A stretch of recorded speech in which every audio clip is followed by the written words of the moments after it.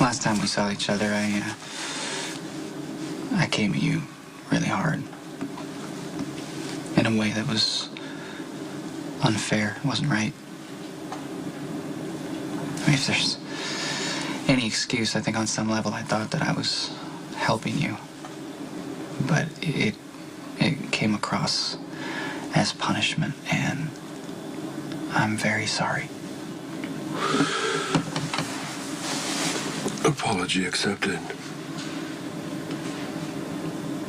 Travel safely. I can't leave until you understand something. How much I need you.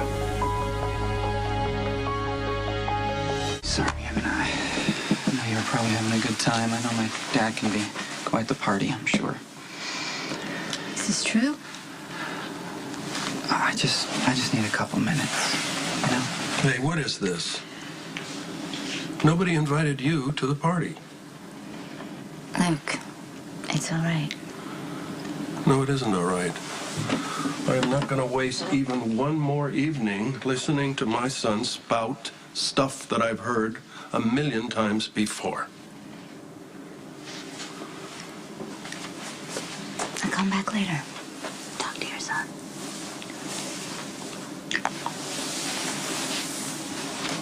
Thank you.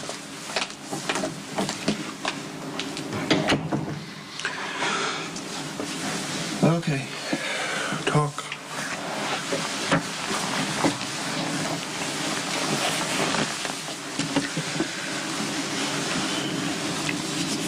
When I found out that you had Jake, I didn't know. It was so shocking. I mean, it was disorienting. I didn't know how to absorb it or process it. I mean, what do you do with something like that, Dad? Where do you put it?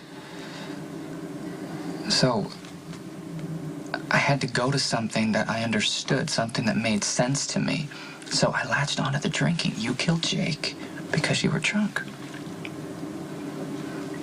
But what I forgot, what I violated even, was a main tenet of any 12-step program.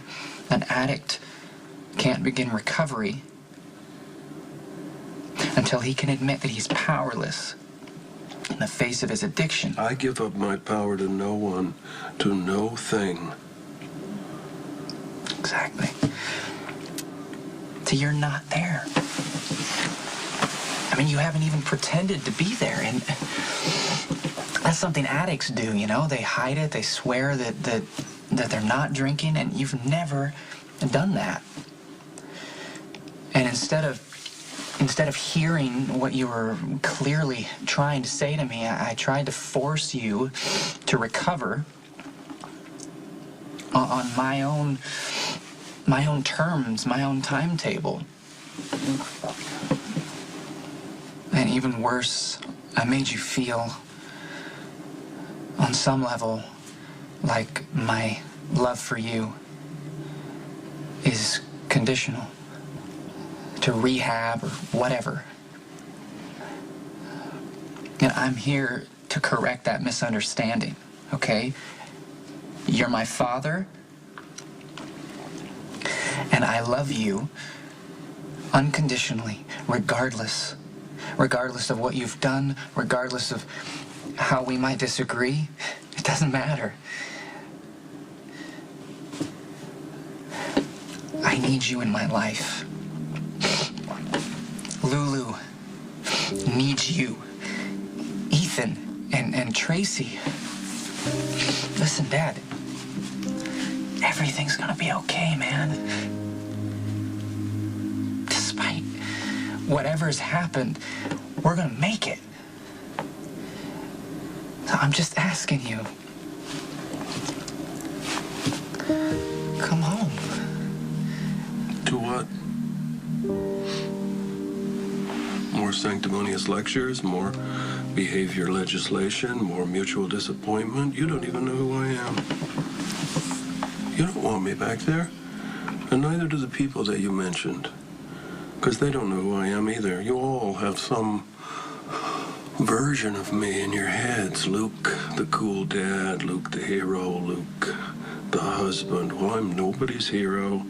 I'm a father against my will, and I'm a lousy husband. I'm done being railroaded into roles that I have no interest in playing. Look, I tried to make a clean exit. I tried to leave you all with some shred of the illusion that you created about me, but you couldn't leave well enough alone. You had to hunt me down and try to coerce me into going back there for what? So you can stick me in another slot that you've decided I should fit in? No. I will not go home. I don't have a home, and I like it that way. So please, send Lupe back in and go away. I ain't buying what you're selling.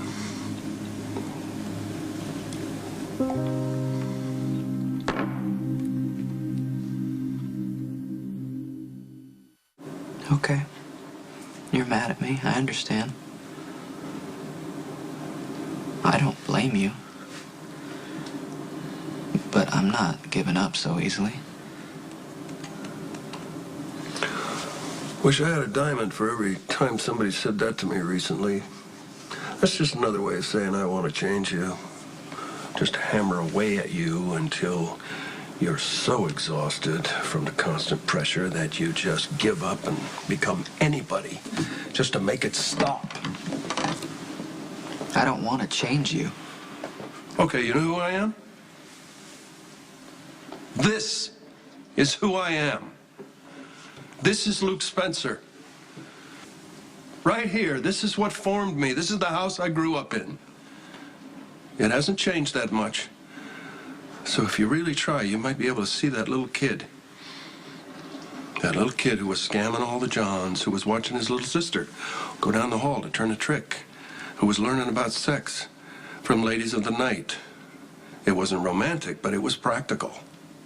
Love is commerce. A fee for an exchange. Here's the fee. Here's the warm place to stay for an hour. See, that makes sense to me, Lucky. That's me. That makes sense.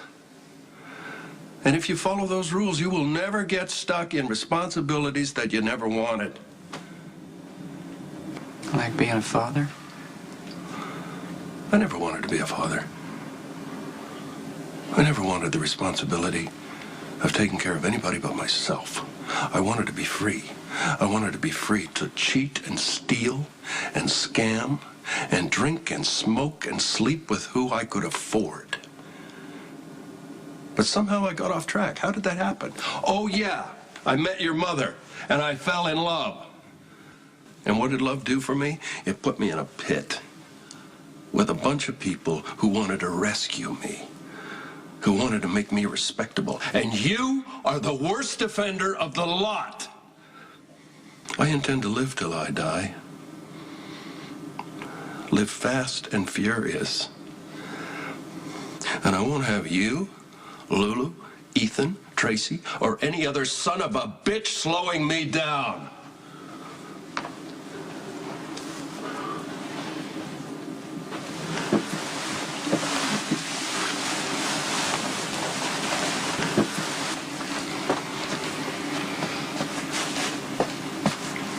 That's it? You through with me now?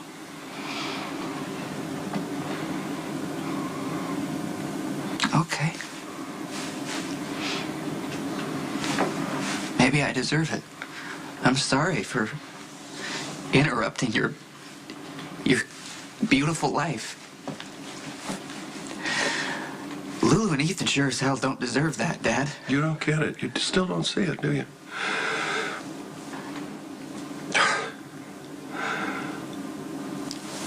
I regret killing your child. I am sorry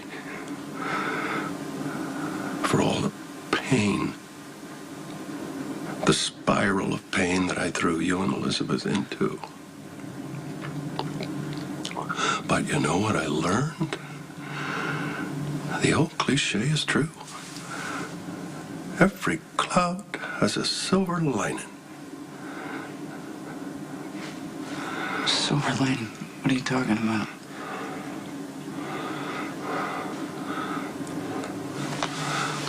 When I killed Jake, it moved me up and beyond redemption.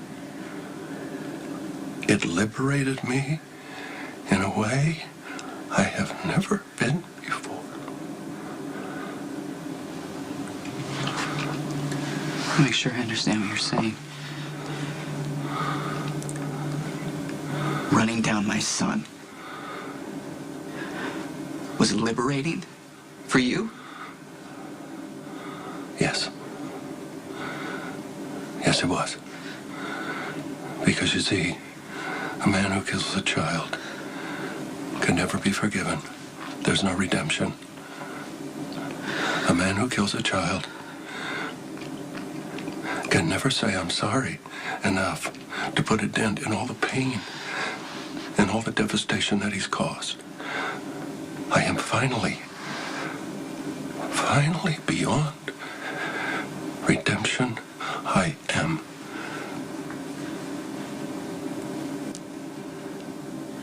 irredeemable. Well, congratulations, Dad. I'm gonna live till I die now. On my terms. With no obligations. And answering to nobody. Do you understand? You want a father? Be your own father. I've retired. I'm done.